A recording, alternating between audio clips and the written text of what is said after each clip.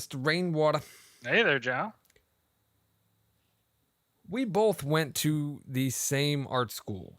Yes. You were not there all 4 years that I was there, though. You were No. there the last 2, right? Or 3? Yeah, I want to say it was at least 2.5, but I think it was 3.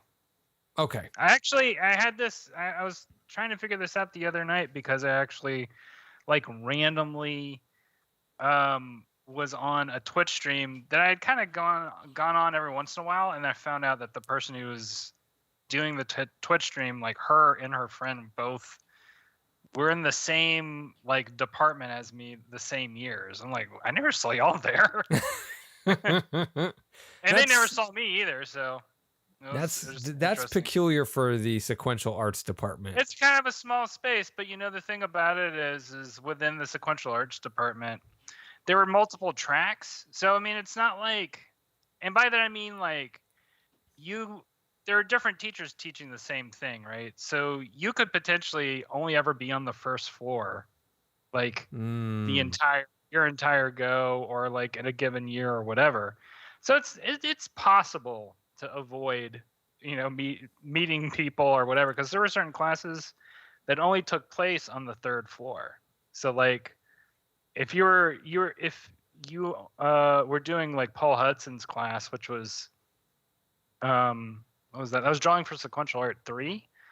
That was the high end, like, now we're getting into the shit drawing class, because that Paul Hudson taught like conceptual design, and he like worked for NASA doing engineering stuff. So yeah, he was doing like mathematically like appropriate drawing, to the point that it was like, draw the whole human body in the most appropriate perspective, do 3-point perspective, 4-point perspective, to the point where you're going outside of the norm of tools that most people who are doing illustration would ever really use, unless you were doing like that super accurate sort of like the sort of super accurate illustration that people would do for NASA back in the 70s and 80s. Sure. When they were drawing like rocket ships and stuff like that, to give the public an idea of what these things would actually look like before CGI was a thing, right? Because before CGI came into being, you had motherfuckers like Paul Hudson who were just like breaking the Da Vinci Code to like figure out how to draw it appropriately. So that's crazy. Anyway, all that is to say, like, there are definitely cool things that you could learn in Norris Hall, and I learned some of them. But I think part of what we were going to talk about tonight is sort of what we didn't learn, right? Yes. At our time at SCAD. I wanted to do this as a 2-parter.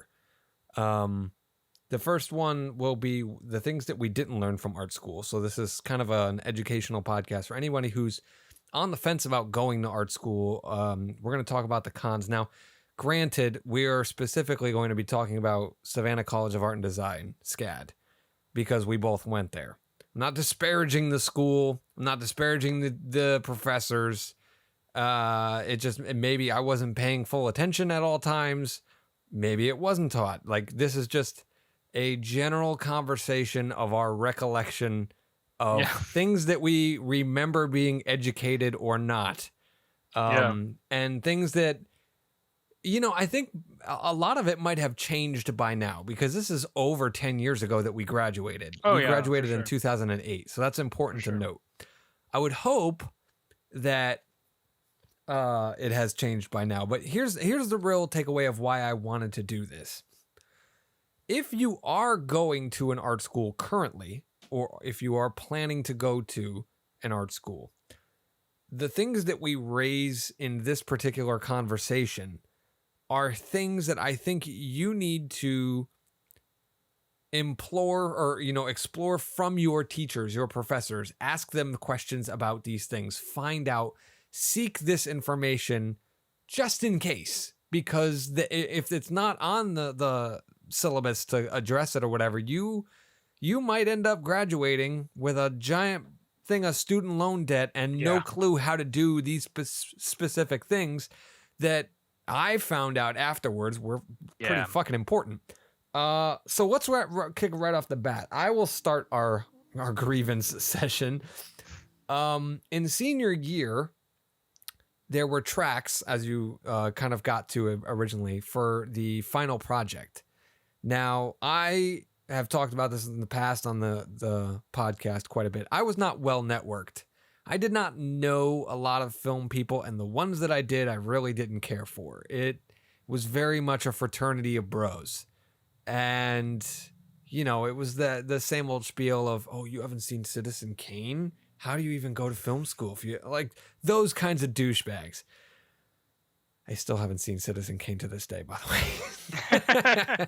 And that's part of the reason why. But anyway, I was not well networked. So the idea of me producing a short film as my final project through completion did not seem viable to me.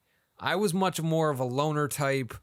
I don't want to say I got pretentious about it, but I was definitely much more involved in trying to make something good as opposed to making something cool. And there's a very distinct line between that. Yeah, I think that's how we became friends, quite frankly. Is it? Because we both had that same problem. Okay, that's awesome. I didn't know that about you. That's awesome. We both had that same problem. As based on my anecdote that I just told you, Norris Hall is not a very big place. And I still managing to like meet people now who like, oh, you were there at the same time I was there and I never saw you? Okay. But because I wasn't much of a socializer. Like it was me and Matt, like I hung out with Matt all the time, and we had a couple of friends that we knew, like there's Joe, like Joe Bevel, right? Sure. Yeah. And a couple other people that I can think of off the top of my head, but outside of that, like, you know, it gets cliquish. And a lot of times, if you're a person, and I think this is like a personality type thing, right? If you're a person, because I think you and me share this in common, where it's like we're more interested in can we make a good piece of art rather than can we have the like art conversation. And like I think there are a lot of people who they're good artists, but they get really into the network. They get more into the networking stuff than they do into their actual career, like their work. I shouldn't say career stuff, their work stuff. Because networking, and I think this is kind of the point that you're getting into too, is that networking is part of the career, as it turns out. Yep. You can't just be good. You can't just make good grades. Like, you have to actually also make good connections with people. And I mean, I had, you know, it was something that I'd have professors mention from time to time, but it was never like anything that was ever overtly like reinforced, at least in my particular experience. And I don't know, for you, Jow, would you say that was similar? Or no, I mean, you know, for filmmaking school, like, you know, they always tell you it's all about who you know and this kind of nonsense, but none of the professors really kind of drove home that point. Like, I've read in books since graduating, you know, about fundraising. Oh, if you're, you know, if you're with an investor, you need to be high energy and excited. If you got to get on the table and fucking dance like a monkey to get them excited about your project, you fucking do it. And like that kind of talk, that kind of stuff was not explained to me, nor was how to find an investor. You know what I mean? Like, you can go around and throw a GoFundMe or a Kickstarter up, or hit up your parents or whatever about stuff. At that time too, and that's a very specific thing too, because like at that time, Kickstarter was still not quite a thing. No, so it was in its infancy for sure. In fact, you know, because I think something in what is the main theme of this episode, I think for both of us, is sort of like there are so much you can learn that you never have to go to art school that's available on the internet. I will say, at the time that we were going to art school, we went at the exact time right before we could have not had to have gone to art school. We got fucked by Father Time, without a doubt.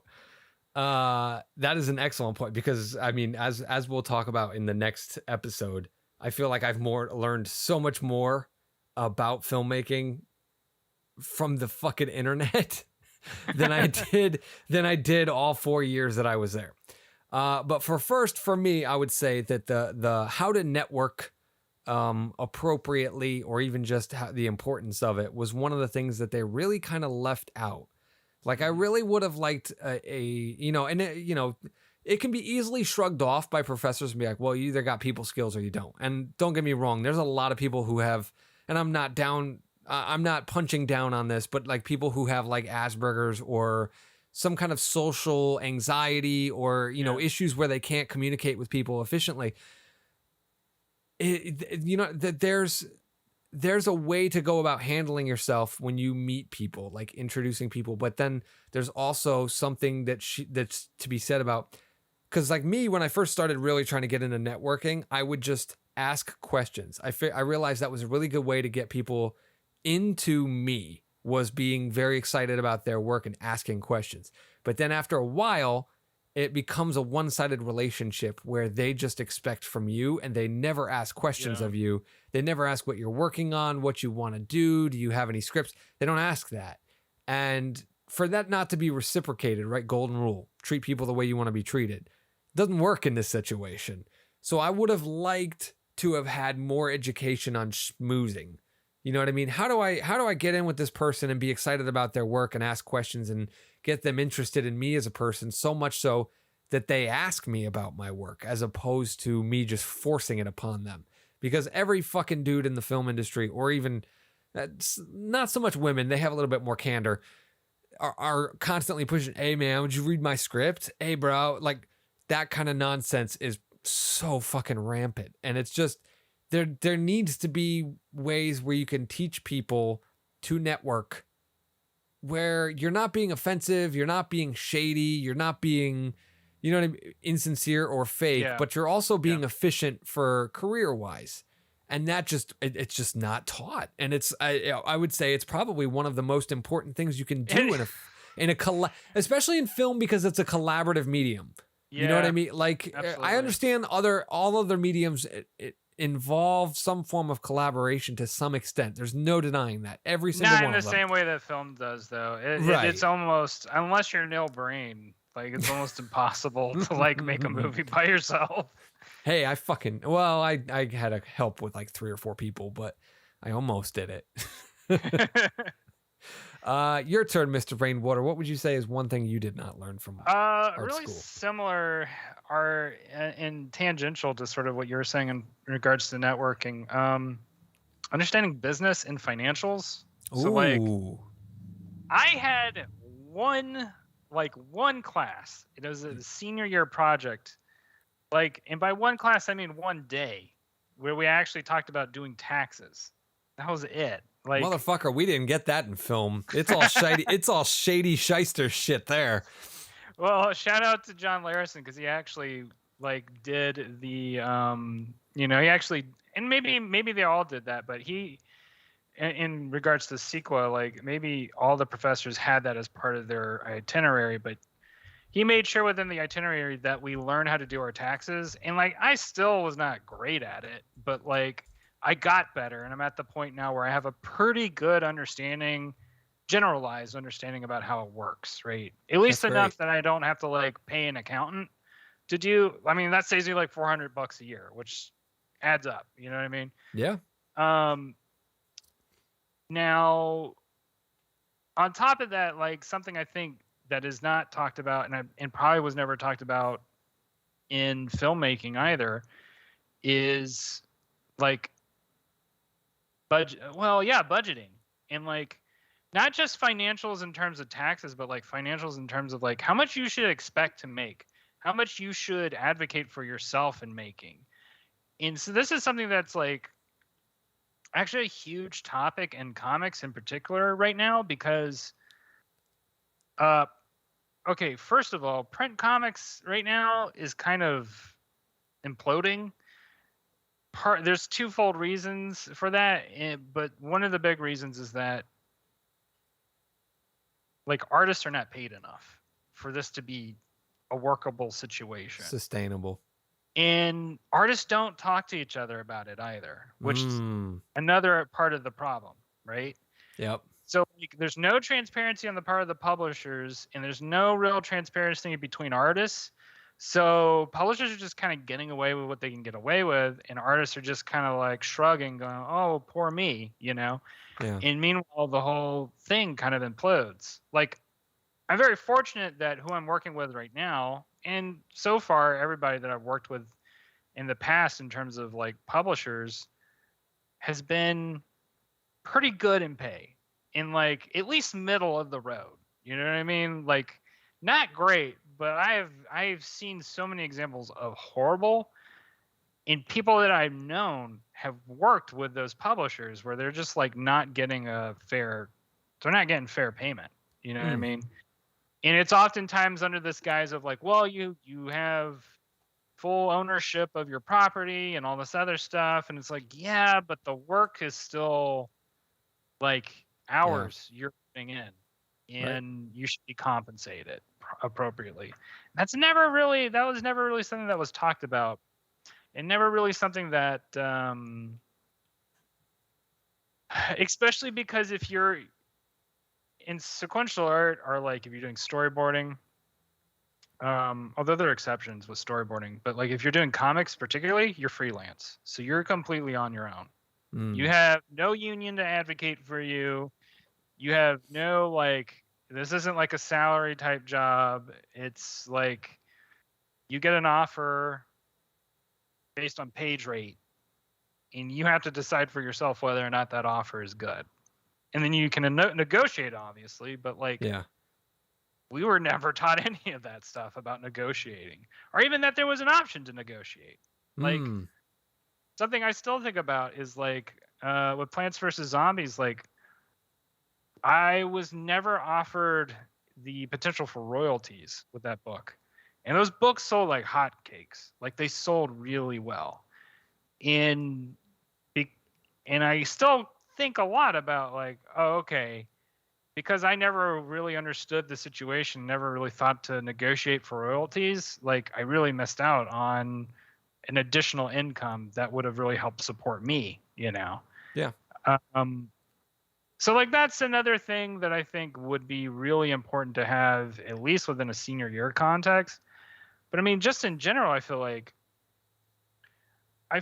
there should at least be workshops that are mandatory workshops throughout the quarter that people have to attend to learn about all the ins and outs of business. You know, if you're a freelance artist. So that applies not just to sequential art.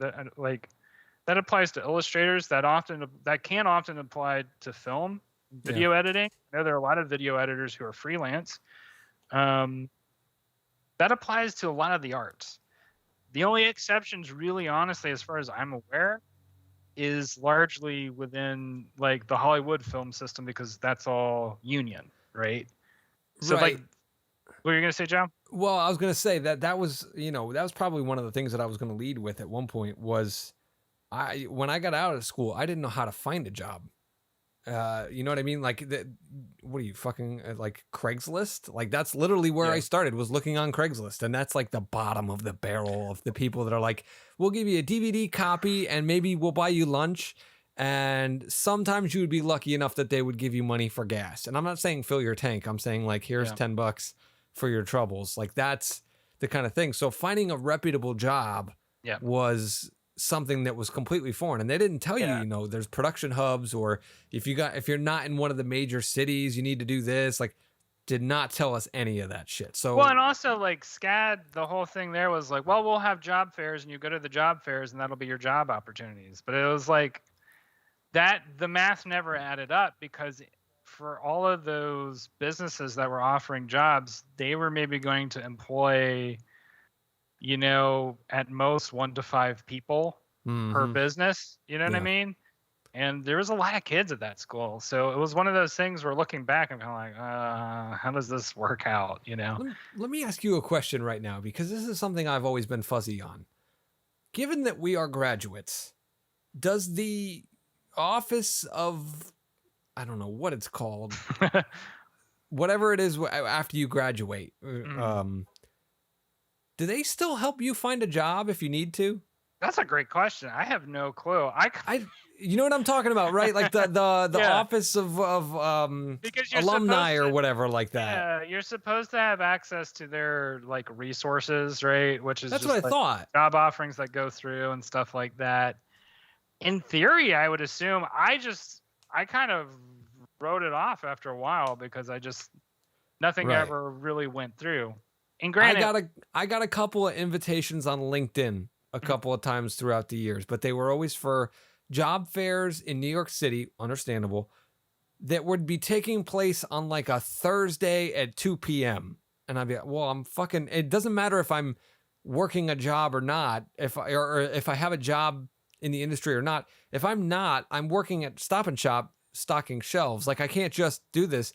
And the invites would come maybe 2 days before the actual job fair was going to take place.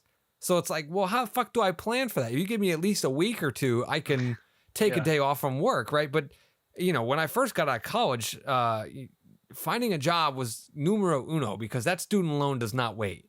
This like you graduate in May. Hi, it's June. Where's our money? Like that's as soon as it starts. So you have to get a job right out of school. Which leads me into one of my next things. Internships ain't shit.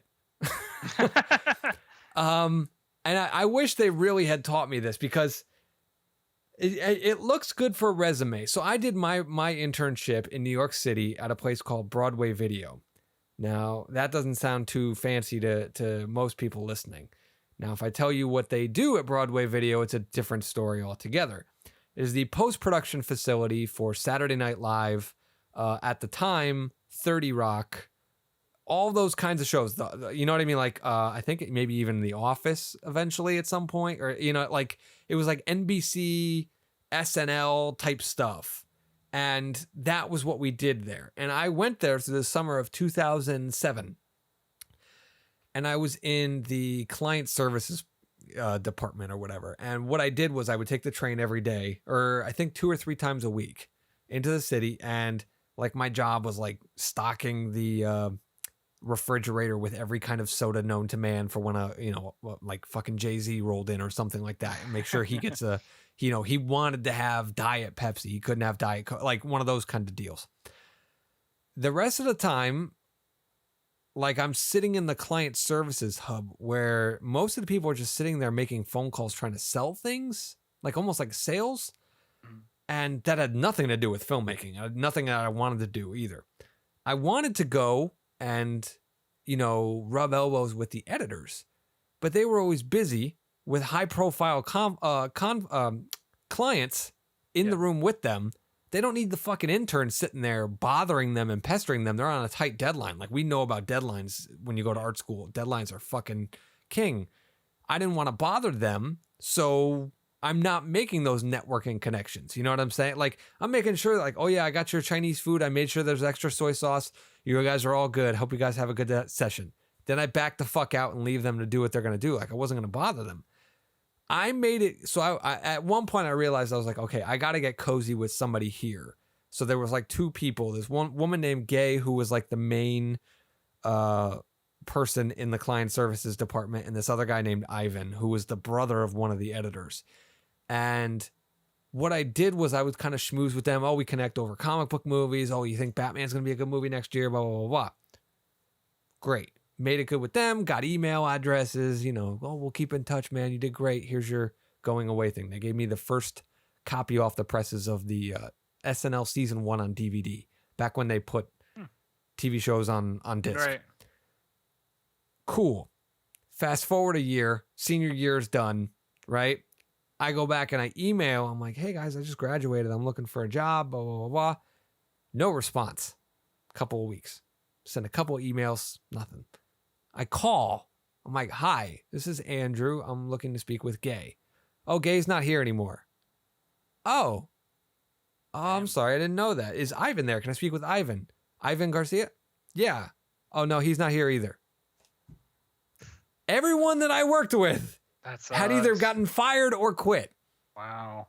So the entire internship was for fucking nothing. Yeah, it made all your effort null and void.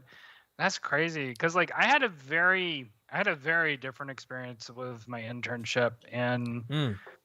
like for me, my internship ended up being very much worth it because I Okay. got my first job through my internship.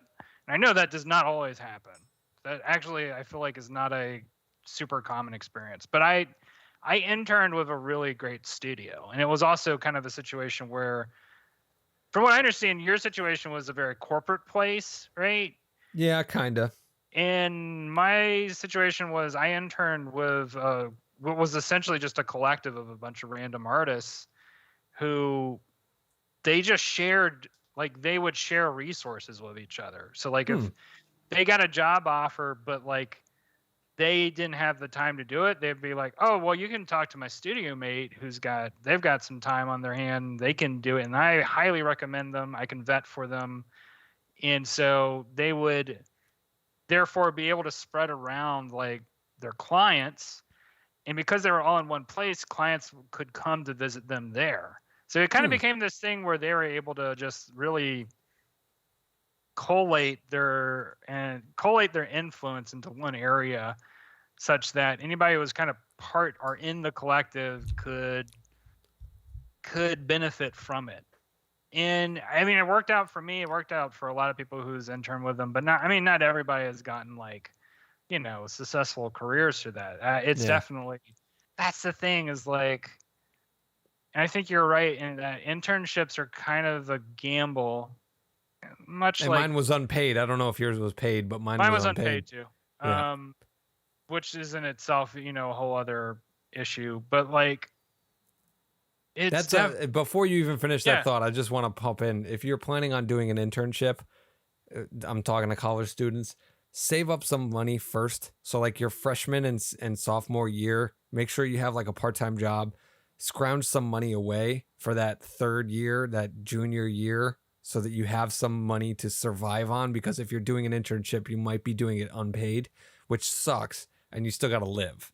Yeah. So account for that financially long ahead of time. Continue. No, I mean, I think all I was going to say, I mean, you could apply the same sort of logic too with college and art school too, because not everybody's going to go to college or go to art school or whatever is going to necessarily going to get a job related to the field that they go to. And I mean, the fact that I'm able to do anything that's related to the field that I went to school for is due to a lot of help and support from parents and from friends and from people that I met. And there was no guarantee for me to even get this far. And even going this far, I'm not really sure what's next. So like, it is very much tenuous, I guess. That's the only proper word that I can use for that. But what else have you, I mean, beyond internships, were there any other things for you, Jow, that like you didn't get from art school that you would have liked to have? Well, an education on networking we talked about. The understanding how much something should pay is another thing that we talked about. The ability to find a job, right? We went over that. Specifically for film, I don't know. I don't know if they prepared. Okay, so I don't know if this is a more recent thing for filmmaking or if it really was back then. I didn't pay that much attention back then because and this is where I was pretentious, and I can easily admit to this. I was much more concerned with the artistic factors of filmmaking. Good story. How do you direct someone? How do you do the editing, right? Like that. And even that's to some extent technical. However, there are people these days who know so much technical shit, and I don't know how they know it. They're talking about it like, imagine the most computer geeky type person that you knew in like middle school, like before computers were a mainstream thing. Yeah. And someone would say something about the processor or the RAM, and you would just be like, I don't know what the fuck that is. How do I get to Nickelodeon.com? Right. I just want to go and do like stupid games on the internet and stuff like you didn't understand the tech stuff. It's the same stuff now and kind of then, a lot of the tech stuff. So they would talk about, and we did get this a lot at the art because it was art school. Here's how you light a scene, right? Use a light meter. Okay, we use a light meter and it gives you this and it tells you to stop, and then you put the stop on the camera and da da da da. You learn that kind of shit. What you don't learn, or at least back then you didn't learn, was things about like the processor in the camera, the chip size in the camera, color space. Like these kinds of things will fuck with you if you do not know them. And for some reason, a lot of people in the department like to throw around their knowledge about it. Like it's just, oh, this got a 422 compressor on it and blah, blah, blah. And I'm just like, I don't know. It makes the thing look pretty. That kind of stuff got left behind for me. I don't know if that's so much the way that it is now because the cameras are different, but yeah, I don't know. It was just one of those things that really got left out, was a lot of the technical stuff. And I just felt like I was drowning constantly. Like you know what I mean? Like they brushed over the need to know technical stuff. Like I talked about the T-stops and all that kind of stuff. But when it really got into the nuts and bolts, no pun intended, there wasn't much discussion about it. And I don't know if it just wasn't enough time, or the professors didn't care, or truth be told, if it really doesn't fucking matter at the end of the day. I think that a large part of it was a time thing. And, looking back, honestly, like for what it is, if we wanted to properly learn everything that we wanted to learn, it really should have been a semester system in like, because it was like it was quarterly, and usually max load was like 3 to 4 classes, right? Yeah. I think semester with 3 to 4 classes, we would have actually like really been able to sink our teeth into our particular fields, because we were kind of rushed through everything. And like the main reason that is because of the price of the education.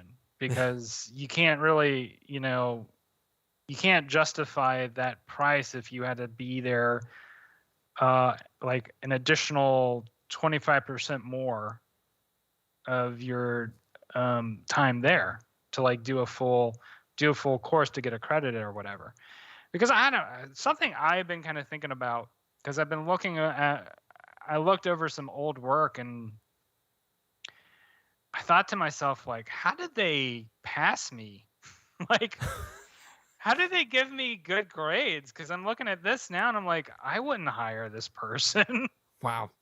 Well, you might be a little hard on yourself. I'm being hard on myself, but also just like compared to other people who are graduating along with me.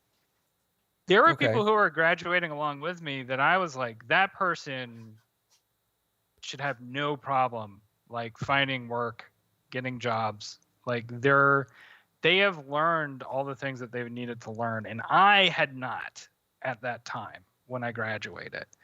I've now but it's taken me like more than 10 years to get to this place. Like I've gotten to a place where I would say I am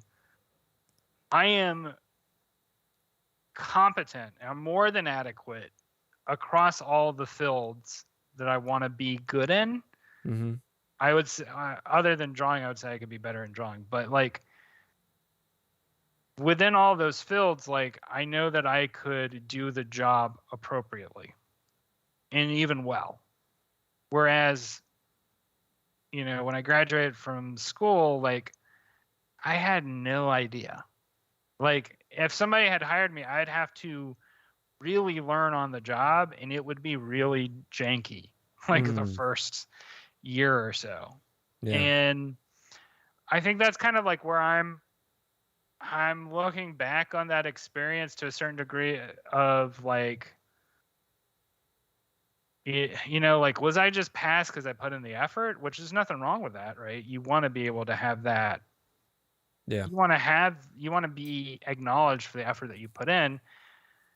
At the same time, I think there is an aspect of like, especially because art is so competitive and so requires such a hardcore mentality. If you're gonna do it as a full-time career, like, people aren't going to hire you based on your grades. No, absolutely not. That's something that they never really talked about in art school. And nobody ever, I mean, I think this also applies equivalently to most college stuff, with the exception of probably like STEM fields, like where it's like, you know, quantum physics or whatever the fuck. But like, I would say that like in art, people want to look at if you're a filmmaker, you know, they want to look at your reels, they want to look at your portfolio. Yeah. They want to see your portfolio. And I know that my portfolio at that time was not up to snuff, right? And like, even now, I still have, and I am hard on myself, but I'm thinking about who it is that I'm sort of, if somebody were trying to employ me, who they're looking at, right? In terms of my drawing skills, they may not want to go with me where I am right now. And I say this as an understanding, like, I have accomplished a shit ton since I graduated from art school. But where my strengths lie are probably heavier in writing, coloring, design, stuff like that.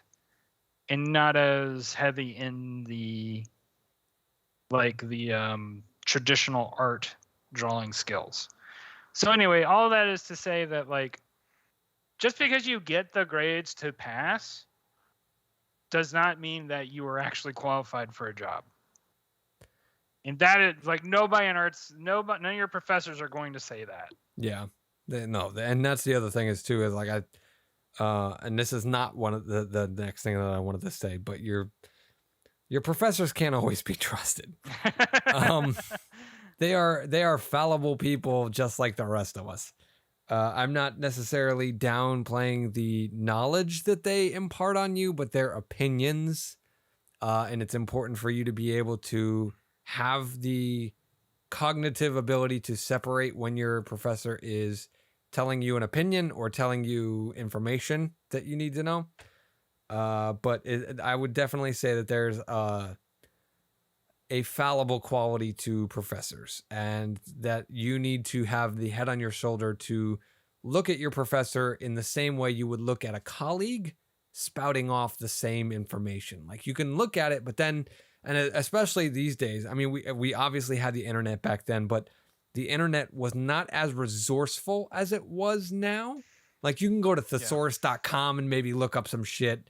But even then, like, Wikipedia was like in its bare bones. When people make fun of Wikipedia on its accuracy, they're really stuck in time because they're referencing the Wikipedia of our graduating year. I'm not saying Wikipedia is perfect now, but it's much more heavily moderated, where it's a lot closer to factual information than it used to be. But I would definitely say use those conversations with like professors and stuff as jumping off points. If something strikes you as weird or odd, and here's the thing about art, and this is very important if you're going to an art school, art is all opinion. There is no right or wrong answer for a lot of shit. So when your professor doesn't like something, and I remember this, and you know, I will say this professor was full of shit. The only class in my entire life, I was an honor roll student in middle school, in high school. I got A's and B's in elementary school.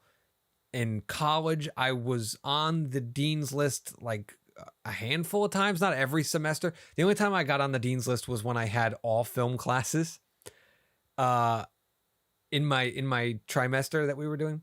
But we had to take core classes, and one of the ones that I don't know if I had to take it or elected to take it was psychology. Now, this is very important to note. The Andrew Kosarko, the Jow you are looking at now, is not the Jow that existed in 2005. In 2005, the name Jow meant something very different. There was a backwards hat on my head. The word yo preluded every sentence that I spoke. The Shady Limited, which was Eminem's clothing brand, the baggy Shady Limited shirt would be on me with the Jenko jeans and a long chain wallet kind of deal. That was what you were dealing with. Now, that was mostly an act. I can say that now. That was me trying to find my niche in the world, in whatever. In Connecticut and the New Haven area of Connecticut, you're definitely trying to fit into that. When you go to Atlanta, Georgia with a bunch of art heads, it's a different situation, which I also experimented in. But that's another story for another day. The point being, I went to a psychology class, right? Now, I'm a really good student. I'm not the best student. I'm not like, top of the class, but I'm definitely swimming in the B's, right? I'm second tier. That was the only class I had consistent D's and F's in. And it's not because I didn't understand psychology, because I kind of did. I figured it out. Like, I read the book and I understood it. But the class participation, the teacher was making assumptions about me given the way I was dressed. And anytime I would throw out an opinion based on what I had read or whatever like that, and I would ask questions and this and that, she would shoot me down every single time. It was not like I couldn't get it. And that's when I started learning. I'm like, well, first of all, I had a really big bout with homesickness because of that shit. But on the flip side of it, when I came out through it, I realized, okay, this lady doesn't know shit. Like, you know what I mean? Like, it really kind of affirmed that idea that when people say those who can't do teach, right? Now, that's not true to everything, because I think that a lot of people who can do choose to teach. And I think teaching is one of the more admirable things that you can do. Sure. But there are some people who can't do, so they teach. Half of my fucking graduating class stuck around in Savannah and got jobs at SCAD doing teaching assistant shit and stuff like that, because they were, I don't know if they couldn't do it, but they were afraid to go and try their hand at actually doing it. So you will deal with those types. But in art school especially, you definitely have to pick and choose the opinions of your professors about what they're doing. So that's something that they didn't teach me, obviously. I kind of had to learn myself. It's weird. Something that I did want to bring up that I did not learn at art school that I definitely want to impose on people here, and this may be a different practice now. In filmmaking, there's a mindset when you're making a film, and I've never really heard this, but this is kind of my approach. Whatever works, right? So there's no real one way to do something. It's whatever works. Now, there's laws and safety and all those kinds of things to consider. And sometimes safety goes out the window, but that's another podcast. But the point is, at SCAD and my era, they taught us what was called, and they probably still use this phrase today, the industry standard. Right. Now, the industry standard, they applied it to software. So when we went through editing, right, video editing, they only let us do it on Avid because Avid was the industry standard. In other words, they had a contract with Avid. Probably. When I got out of college, now in high school, I had taught myself Adobe Premiere, right, which is the Adobe version of editing. So I was really good at that. Now, granted, all of the skills are somewhat transferable. If you know this, if your style of editing, if you know how to do it, the buttons are more or less just in different places or have different icons, but they all do the same shit. Sure. However, I will say my first job out of college did not use Avid. They used Adobe Premiere. And I had to relearn Adobe Premiere. Not that it was like riding a bike, but I had to get back on that bike to be able to do that job. Like, that's one of the things that I kind of bullshitted my way through in the interview process. Was like, oh yeah, I know Adobe Premiere. I do it all the time, blah, blah, blah. When in reality, I hadn't touched Premiere in 3 years because that's all we were doing was Avid at SCAD. And, every time I applied for jobs, trying to get out of the job that I had gotten because I fucking hated it, they all wanted people who knew how to do Final Cut. Now, Final Cut is something you do on Mac. I have no fucking clue how to do it. I went to a job and they were like, oh, can you just edit this? Here's a bunch of clips and stuff. Can you edit something for us? I spent maybe half an hour trying to figure out where everything was, and they saw right through me. So I would be weary of any kind of industry standard type things, because the industry standard, especially for film, changes frequently. Yeah. Right now we're back to, I don't know if any major motion picture places use Avid as their sole editing software. I'm pretty sure they use Adobe Premiere because it works with After Effects, and a lot of visual effects type stuff goes through After Effects. And I don't know if like the sound editing is still oh, what the fuck was it called? I can't remember what it's called now, but it wasn't Adobe Audition. It was never Adobe Audition. So you had to learn all these kinds of different things, but I can still do stuff in Adobe Audition that they did in the other stuff. But I would strongly recommend, and this applies to everything technological in terms of filmmaking, whether it's the editing software, the cameras, all of that kind of shit. Yeah. I would be very weary when they say, this is the industry standard, this is what you need to know. Don't stop there. You should learn that probably, but don't stop there. Don't rest on that laurel of, oh, I know Avid, I'm going to get a job. Because there might not be jobs available. You might not be a good fit for a job that does use Avid. You might be a better fit somewhere across town that uses Final Cut. Fucking familiarize yourself with all different types of things. Don't fall into the trap of the industry standard or just being a one-trick pony. That whole idea of jack of all trades, master of none, that's actually good. Generally, yeah. In a especially when you're a freelancer. I mean, when you're a freelancer, you people hire freelancers because freelancers are often people who are talented at a lot of different things and can fit into a lot of different situations. Versatility. Yep. Yeah. I mean, there are a ton of musicians who they make their living by just switching in from band to band or from studio production to studio production, because they become known as like, oh, that's the drummer you want for your, if you have this specific sound, because they're on it. They don't have they only have to look at the music once and they know exactly what to do. And that's ultimately what people look for when they're looking to hire people. They're looking to hire people where they have to do minimal training and they know that they're going to get excellent quality out of the work that's done.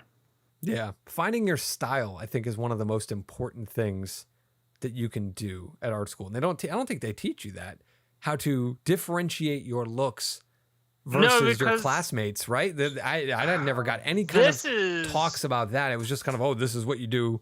This is one of those things that drove me nuts because, in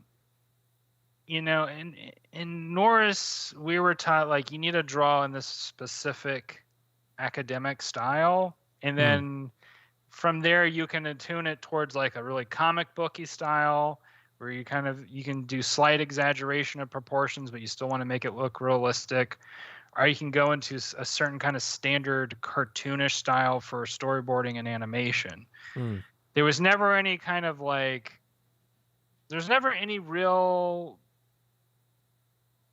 thing that you could do for exploring your own particular style. Yeah. And forming your own voice. Yep. Because I think the idea for them was that you want to be able to draw in such a way that you can conform to whatever style that other people are doing, that your employers would want you to draw, because the idea is they want you to be able to conform to whatever animation studio is looking for new animators or storyboard artists, or Marvel and DC, or illustration or whatever. And there was this sort of idea that you learn how to draw in any kind of style you want, right? And some people are really talented at that. I'm not. I'm the kind of person where I have whatever syndrome Tim Burton has, where it's I have a very specific way that I draw, and I've changed it a lot and I've adapted and grown it a lot, but I have particular, and this is a kind of a theory that I agree with mostly, even though I don't necessarily like it, which is that stylization is often inadequacy.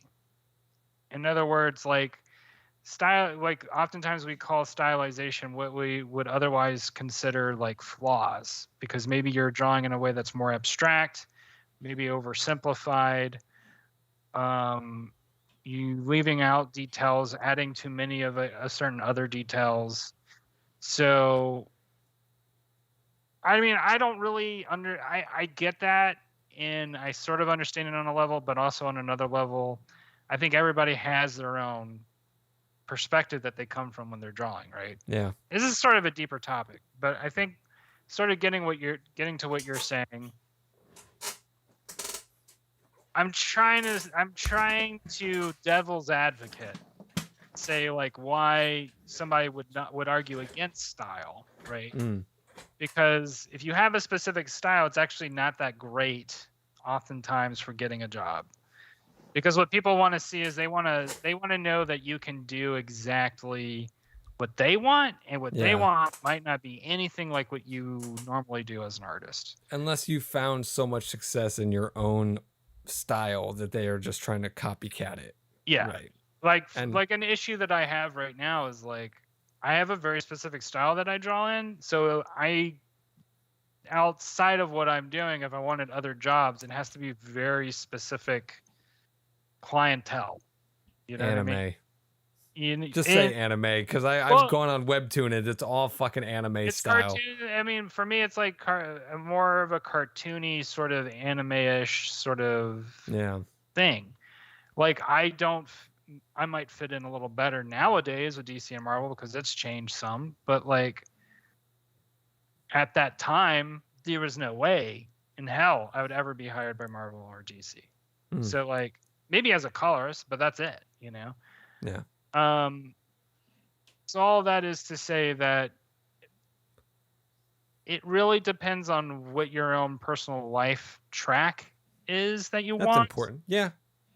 And I had a very specific and sort of insane like life track that I had for myself where it's like, I'm going to write and draw my own stories. Not understanding entirely how I was going to do it, how that was going to happen, and still not entirely certain how that's going to happen. But that was like my goal from the get-go. I didn't really care that much to work for Marvel or DC. I didn't really care that much, you know, to be in the industry, quote unquote. I was more interested in learning how to publish on my own and make my own comics and make a living from doing that. And still learning, and I feel like I'm doing most of my learning outside of art school for that. Yeah.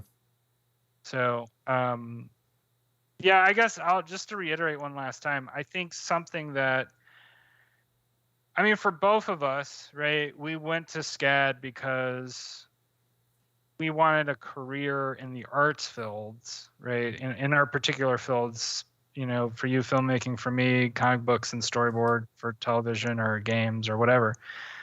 And ultimately, all that an art college can do is sort of guess at what skills you could give somebody that would be desirable to potential employers.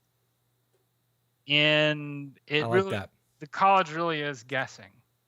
Like, because their information that they're taking is largely from the professors, which if the professors are teaching, they're not working. They're out of touch. And I don't mean that disparagingly. It's just a statement of fact. Yeah. They're not in the industry at that point in time, more than likely. Yeah.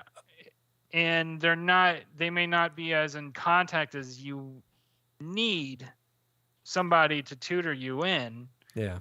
To actually give you the details that you need. Like all of the industry stuff I learned in my internship because it was all of working cartoonists.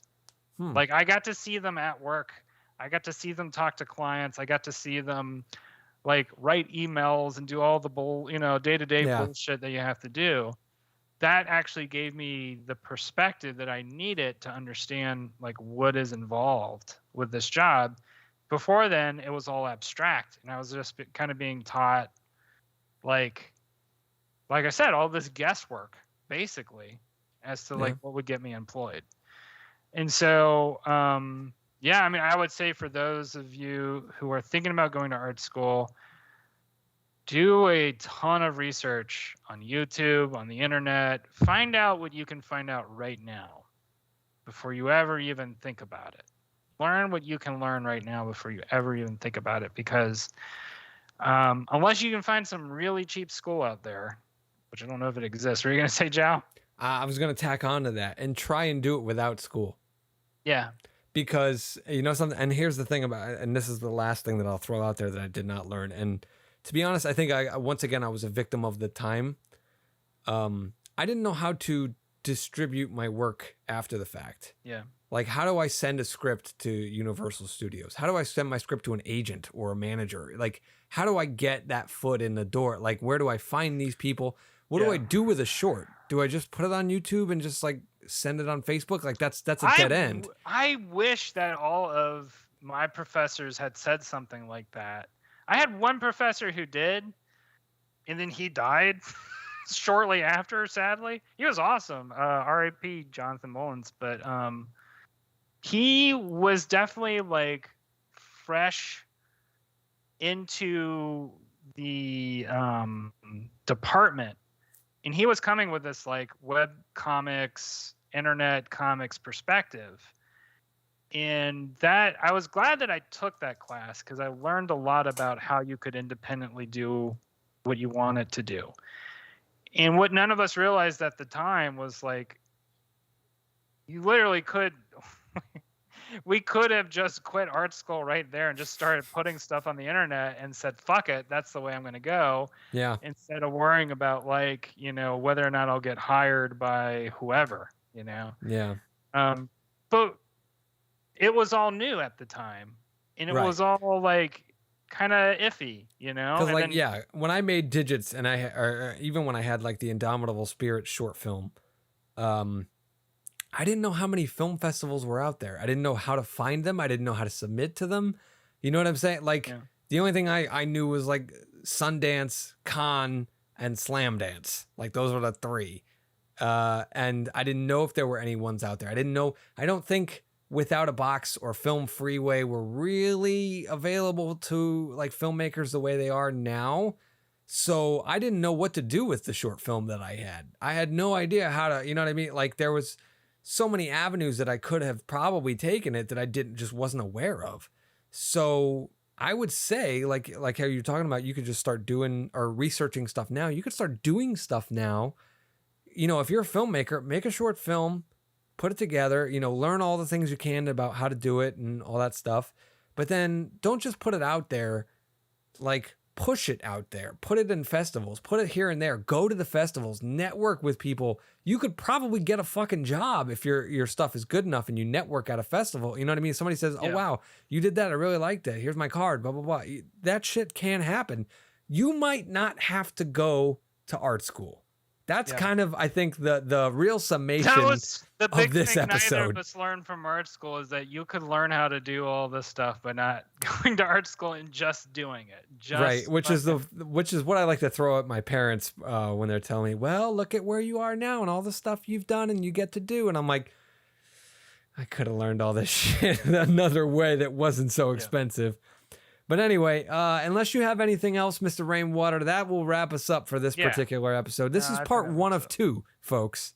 Stay tuned next week, where Rainwater and I are going to go in the opposite direction, and we are going to talk up art school in so many good ways about all the things that we did learn and the takeaways that we did get from art school that I don't know if we maybe would have gotten if we had not gone to art school. So I'm about to be a giant hypocrite and go against the advice that I just gave you. But you're going to have to tune in next week to find out why for part 2 of our art school discussion.